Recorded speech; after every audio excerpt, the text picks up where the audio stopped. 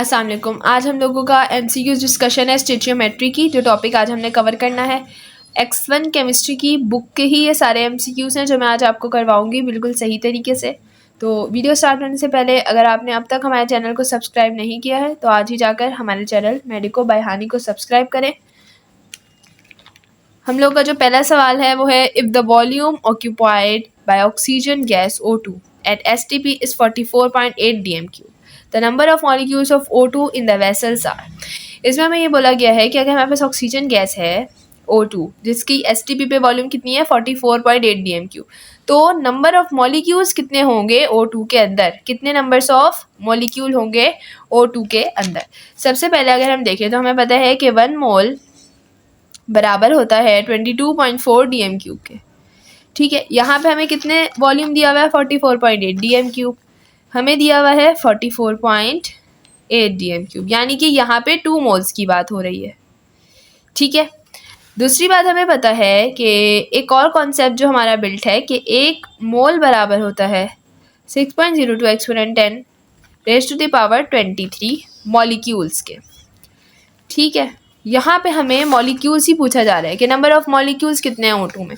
तो जब 1 मोल बराबर है 6.02 exponent raise to the power 23 के, तो ये 2 मोल है हमारे पास। तो 2 मोल क्या होगा हमारे पास बराबर, 2 को मल्टीप्लाई कर देंगे 6.02 exponent 10 raise to the power 23 से, तो हमारे पास आंसर आ जाएगा 12.04 exponent 10 raise to the power 23। ठीक है, ये मैंने आपको सॉल्व करके दिखाया। इसी तरीके से नेक्स्ट हमारे पास जो है वो है number of carbon atoms in 1 mole of sugar C12H22O3 are approximate. हमें बोला गया है कि हमें बताना है कि नंबर ऑफ कार्बन एटम्स कितने हैं 1 मोल के अंदर। अब 1 मोल ऑफ कार्बन कितना है, यहाँ पे C12 है। ठीक है, यहाँ पे हमारे पास जो C की वैल्यू है वो 12 है, तो 1 मोल बराबर होता है, पीछे जैसे कि हमने पढ़ा कि 1 मोल बराबर होता है 6.02 exponent raise to the power 23, तो 12 मॉलिक्यूल बराबर होंगे 12 multiply by 6.02 exponent raise to the power 23, तो it will be 73 approx something 72 exponent 10 raise to the power 23 हमारे पास आंसर आएगा। ठीक है, इसी तरीके से हम अगर नेक्स्ट क्वेश्चन देखते हैं तो इसमें हमें बोला गया है कि इन द रिएक्शन 2Na, यानी कि 2 मॉलिक्यूल्स हैं सोडियम के प्लस 2H2O, 2 मॉलिक्यूल्स हैं वाटर के जो बना रहे हैं 2NaOH, sodium hydroxide 2 plus H2 gas. ठीक है, इसमें बोला गया है कि अगर 23 ग्राम्स हो गए सोडियम के, वो कितना रिएक्ट करेंगे with excess of water. Excess of water के साथ उन्होंने रिएक्ट किया, 23 ग्राम्स ऑफ सोडियम ने एक्सेस ऑफ वाटर के साथ रिएक्ट किया। The volume of the hydrogen gas, हमें क्या बतानी है, हाइड्रोजन गैस जो कि लिबरेट हुई किस पे, FTP पर, उसकी वॉल्यूम बतानी है।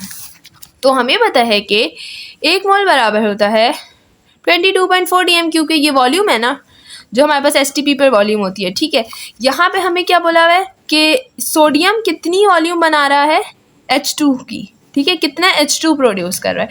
तो अगर हम देखें इक्वेशन में से अगर हम वो चीज़ें निकालें जो हमें चाहिए, यानी कि 2Na और H2 गैस, तो जब हमारे पास 2 मोल होंगे सोडियम के तो वो प्रोड्यूस करेंगे 1 मोल हाइड्रोजन गैस का, यानी अगर इसका 1 मोल होगा तो इसके हाफ मोल प्रोड्यूस होंगे। तो 1 मोल जब 22.4 dm3 के बराबर होता है तो हाफ मोल किसके बराबर होगा, 11.2 dm3 के। ठीक है, तो यही हमारा आंसर होगा। इसी तरीके से नेक्स्ट हमसे बोला गया है कि which of the following sample of substance contain the same number of atoms as that of 20 grams of calcium. इसमें से कौन सा सब्सटेंस है जो सेम नंबर रखता है 20 ग्राम ऑफ कैल्शियम के। अब 20 ग्राम ऑफ कैल्शियम क्या है, कैल्शियम में कितने एटम होते हैं, 40 होता है। सही, इसका मॉलिक्यूलर मास 40 होता है, लेकिन यहाँ पे क्या दिया हुआ है 20 ग्राम, यानी कि इसका आधा दिया हुआ है। ठीक है, इसका आधा दिया हुआ है। यहाँ पे सल्फर, सल्फर का क्या होता है 32 का हाफ क्या होगा हमारे पास, यहाँ पे 20 दिया हुआ है ना, इसका हाफ 32 का हाफ क्या होगा 16, यानी कि ये अभी तक हमारा सही ऑप्शन। नेक्स्ट हमारे पास है 20 ग्राम ऑफ कार्बन। कार्बन हमारे पास होता है 12, अगर हम इसका हाफ करें तो होगा 6, लेकिन यहाँ पे तो हमें बहुत ही ज़्यादा वैल्यू दी हुई है 20। अच्छा, अब हम लोगों के पास है 19 ग्राम कैल्शियम का, फॉस्फेट का।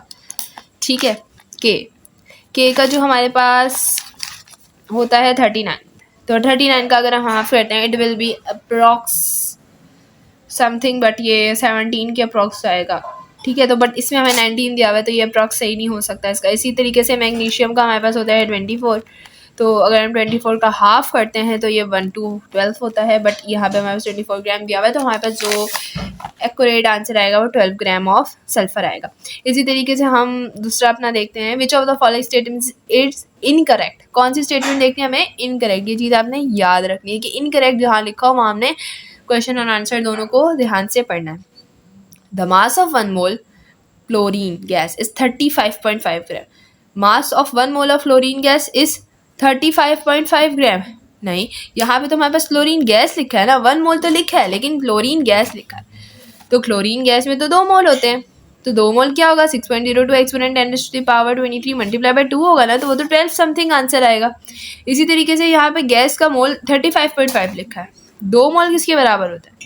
71 के। अगर एक 35.5 के बराबर है तो 2 जो है वो 71 के बराबर होंगे, ठीक है। इसी तरीके से ये वाला तो इनकरेक्ट मार्क हो गया, 1 हो गया अभी। फिर हमारे पास है 1 mole of H2 gas contain 6.02 exponent molecule. हाँ, ये भी बात सही है, 1 मोल H2 गैस में कितने होते हैं हमारे पास? 6.02 ही होता है। फिर है number of atoms in 23 grams of sodium and 24 grams of magnesium are equal.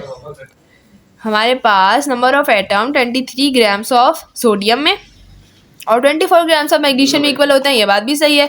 चाहे हमारे पास 23 ग्राम्स ऑफ मैग्नीशियम हो या 24 ग्राम्स ऑफ सोडियम हो, दोनों में 6.02 एक्सपोनेंट 10⁻23 ही होंगे। इस तरीके से 1 mole of oxygen gas at STP occupy 22.4 dm³।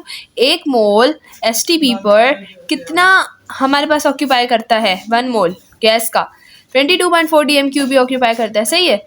इसी तरीके से हमारे पास हम नेक्स्ट वाला देखते हैं, तो for Avogadro number this statement is incorrect. Incorrect statement देखनी है इसमें भी हमने। It is the number of particles in 1 mole of any substance. हाँ, एवोगैड्रो नंबर जो होता है वो नंबर ऑफ पार्टिकल होता है जो 1 मोल में होता है किसी भी सब्सटेंस के, क्योंकि एवोगैड्रो नंबर 6.02 एक्सपोनेंट 10⁻23 को कहते हैं और ये बराबर होता है 1 मोल किसी भी सब्सटेंस के, ठीक है। इसी तरीके से it's numerical value is 6.02 exponent 10⁻23, अभी आपको बताया। थर्ड हमारे पास है it's value change if temperature increases. ऐसा नहीं होता, टेम्परेचर चेंज हो, टेम्परेचर कम हो, टेम्परेचर बढ़े, एवोगैड्रो नंबर में कोई फर्क नहीं पड़ता। फिर है, तो ये वाला हमारे पास इनकरेक्ट हो गया। फिर है it's value change if number of moles increase. ये बात बिल्कुल सही है। अगर हमारे पास ये तो 1 मोल के लिए है ना ये वैल्यू, अगर 2 मोल हो जाएंगे तो ये मल्टीप्लाई बाय 2, 3 मोल हो जाएंगे तो ये मल्टीप्लाई बाय 3, तो इस वजह से ये वाला भी सही है। तो हमारे पास इनकरेक्ट आंसर हो गया ऑप्शन नंबर सी। इसी तरीके से हमारे पास नेक्स्ट क्वेश्चन है, the minimum number of moles are present in 1 dm³ of methane gas STP पर। 1 dm³, 5 dm³, 10 dm³, 22.4 dm³। तो सबसे ज़्यादा कम हमारे पास होगा 1 dm³ में मीथेन के, ठीक है, क्योंकि ये 5 है, ये 10 है और ये 22 है। मिनिमम नंबर पूछे जा रहे हैं तो मिनिमम हमारे सामने 1 dm³ है। नेक्स्ट क्वेश्चन हमारे पास है, number of atom in 60 grams of carbon. 60 gram of carbon में कितने नंबर ऑफ एटम्स होंगे? तो हम ये कैसे मालूम करेंगे? हम ऐसे मालूम करेंगे कि 60 ग्राम है कार्बन, जबकि हमारे पास कार्बन कितना होता है? 12 होता है। तो अगर हम 12 को 5 से मल्टीप्लाई करेंगे तो हमारे पास 60 आएगा। तो इसी तरीके से हम एक्सपोनेंट यानी कि इस मॉलिक्यूल की वैल्यू को, क्योंकि यहाँ पे हमसे वही पूछा गया ना, यहाँ पे हमें पूछा गया नंबर ऑफ एटम्स बताएं, तो हम नंबर ऑफ मॉलिक्यूल को यानी कि एवोगैड्रोस नंबर को मल्टीप्लाई कर देंगे किससे? 5 से, क्योंकि 12 जब 5 से मल्टीप्लाई होगा तो 60 आएगा। तो इसी तरीके से इसको भी 5 से मल्टीप्लाई कर देंगे तो हमारे पास आंसर आ जाएगा 3.0 एक्सपोनेंट 10⁻24। अच्छा, इसके जो 2 की पॉइंट्स है ना जो आपने अपने जहन में रखना है इनके क्वेश्चंस को सॉल्व करते हुए, एक ये कि अगर actual yield is less than theoretical yield, ये बात तो मैंने आपको एक्चुअल यील्ड के टॉपिक में भी बताई थी कि एक्चुअल यील्ड जो होती है वो कम होती है, थ्योरेटिकल यील्ड ज़्यादा होती है। एक्चुअल यील्ड कम क्यों होती है, उसके पीछे कुछ वजूहात होती हैं, वो भी मैंने आपको इससे पिछली वीडियो में जो कि मैंने थ्योरेटिकल यील्ड और एक्चुअल यील्ड के टॉपिक पर बनाई है वो आपको मिल जाएगी। उसमें आप जाकर देखें तो आपको बिल्कुल सही से समझ आ जाएगा कि ऐसी कौन सी वजह होती है जिसकी वजह से एक्चुअल यील्ड कम होती है और थ्योरेटिकल यील्ड ज़्यादा होती है। अगर आपको वीडियो पसंद आई हो तो चैनल को सब्सक्राइब कीजिएगा, वीडियो को लाइक कीजिएगा और शेयर करना नहीं भूलिएगा। शुक्रिया।